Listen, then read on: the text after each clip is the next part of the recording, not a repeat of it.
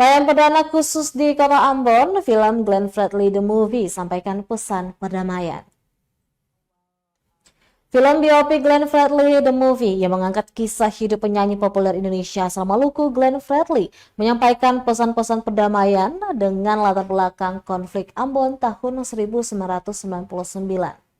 Dalam film ini selain mengangkat pesan damai juga menyinggung terkait proses dijadikannya Ambon sebagai kota musik dunia, yang mana Glenn Fredly sendiri sebagai salah satu pencetusnya. Alfa mengatakan penggarapan film ini berlangsung selama 2 bulan dari tahun 2022. Dalam prosesnya pun terdapat berbagai macam kendala. Sementara itu istri Glenn Fredly, Mutia Ayu, mengaku sangat bahagia dan bangga bahwa sosok suaminya itu dibuatkan filmnya. Ia juga berharap semoga dari film ini penonton bisa belajar bahwa keluarga adalah segalanya, bagaimana menghargai waktu dan orang yang dicintai.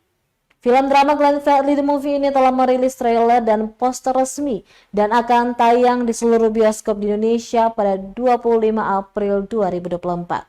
Film persembahan dari Time International Films dan Adia Pictures yang diproduksi oleh Damn I Love Indonesia Pictures ini membawa penonton menyelami perjalanan hidup Glenn Fredly, mulai dari masa perjuangannya di dunia musik hingga kisah cintanya yang menyentuh hati. Soundtrack film ini juga menghadirkan kembali lagu-lagu hits Glenn Fredly yang tak lekang oleh waktu. Film ini juga akan menampilkan lagu baru ciptaan Glenn Fredly yang belum pernah dirilis, berjudul Keluarga, yang dinyanyikan oleh Yura Yunita, pemenang Piala Citra FFI 2023 untuk pencipta lagu tema terbaik. Download Tribun X sekarang, menghadirkan lokal menjadi Indonesia.